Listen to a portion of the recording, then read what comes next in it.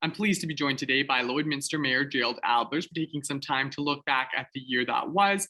Now, Mayor Aalbers, it was still a challenging year when it comes to COVID here in the city, but there were some bright spots with two Chuck Wagon championships being hosted at the X Grounds. Can you take me through some of your highlights of the year? Those two events alone were huge. They kicked off the summer. They certainly opened the city up. Restrictions had come off, and we saw a lot of people enjoy the North American Chuck Wagon Finals. What an exciting 9 days of racing, and just incredible to see the community come together, the racing community who had taken a year off. So we saw them come together. Then to host the CPCA finals, again, seeing a lot of the same drivers and a few new drivers for that. It was, again, terrific. It was great to see the grandstands filled at the exhibition. You know, I think people really enjoyed the summer this summer, either being at the lake or at different events that were held throughout the city. And it was good to see. The energy was just incredible to capture that. And we carried on into the fall, even though restrictions have come back. So, you know, I think that we've got a lot of items going on here before Christmas, which will help get people out. The Christmas craft show was a great success, and the numbers were down a little bit. People maybe a little reserved about getting out, but overall, all in all, I think people are getting used to what we're working with today. Now, the city recently just went through the budgeting process, and COVID, like I mentioned, was a big challenge. But what were some of the other challenges the city faced this year? Certainly with the budget process, the RCMP is a federal contract with the Treasury Board from the Government of Canada. But because we have a contract with the RCMP to provide policing for our city, their wage increase that the Treasury Board approved will have a direct impact on our city finances. Certainly, it's a huge increase in costs of expenses. Basically, 6% of the budget increase will be attributed to that. Some other challenges, of course, carbon tax continues to play havoc on us from that perspective, because everything we do involves carbon. Heating buildings, the electricity that runs the lights on the city is throughout the buildings, as well as just our operations. Every piece of equipment burns petroleum, and that receives a carbon tax. So we had a lot of pressures on city administration and city council to deliver a budget that was still across the board and has to be a balanced budget without cutting massive services, because we heard from the public no one wanted services cut. So how do we take a price increase on the factors that affect the budget, yes, have no increased income? So bottom challenge was there is going to likely be a tax increase next spring, next June, when people receive the tax notice of about 3.5%, give or take. And when I say give or take, there's a couple of pieces that always play into this. Is the assessment, where that will end we'll know next spring, as well as what happens with the federal and two provincial governments with their budgets that will be rolling out likely in late March, hopefully early April at the latest. So we may have to go back and do a little bit of a reset. We sure hope we don't. But, you know, overall, it's a challenge. I know people often say, how can we have a tax increase because things haven't gone up? But they have. And I think everybody can agree that supplies in the building industry have gone up. Petroleum, like I say, and then policing. And that was just huge factors that weighed on our minds as well as on the budget process.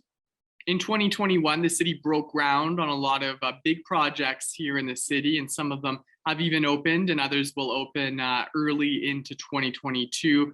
Can you talk about some of the excitement of seeing these new city facilities open here in Lloydminster? Certainly, it was exciting to cut the ribbon the other day for the new museum and archives. That was, there's been a lot of discussion in the community for a number of years, long before the council of today or the last council, when we were first elected I was elected as mayor with the councillors that joined me. There's been a lot of discussion about where do we go with the museum. So we have a new museum and archives, so that's exciting. Work on the library is progressing. We were that close to opening a new library before the issue that happened at the mall. And now that we are going to be that close after the new year to open the new library. And that library will be ground level, state-of-the-art library with high-speed internet and all the pieces to it, as well as the same and new books that have greeted the readers, as well as other pieces to it. So I think that's extremely exciting. We broke ground on a new fire hall. The existing fire hall has had some various additions and renovations, but after a number of years of serving our community, it had reached a point that we just couldn't renovate it further to have the value versus building a new fire hall. So that new fire hall is under construction currently, and is slated for completion, hopefully mid-summer, if not sooner, in 2022. The asphalt is done, the building is up. Now it's the work inside throughout the winter from that perspective. So as soon as that is able to be open, we'll be moving the firefighters and the fire equipment apparatus over to that new fire hall. We completed other infrastructure projects throughout the city, and I know Highway 16, 44th Street was one that had a lot of discussion. But I've talked to people since, and they're very excited about the smoothness, the flow of traffic that's happening, the turning lanes that were installed to help enhance that intersection in particular. The heavy trucks that travel that are saying, hey, that's turned out pretty smooth, and we appreciate what you've done. So in everybody's life, I know there's a little bit of suffering when it comes to road construction in any city and community. We went through it, and we will hopefully not have to touch it for a very long time. So that's exciting. The water and sewer work that went on, as well as, I can't forget about the wastewater treatment plant. Work continued this past year, and they had an excellent construction season. They're going to be working throughout the winter, but much reduced from that perspective. But we expect the building to arrive, the building components to walls to arrive in, I believe, February, and then they'll erect the building, and then work will start on the inside.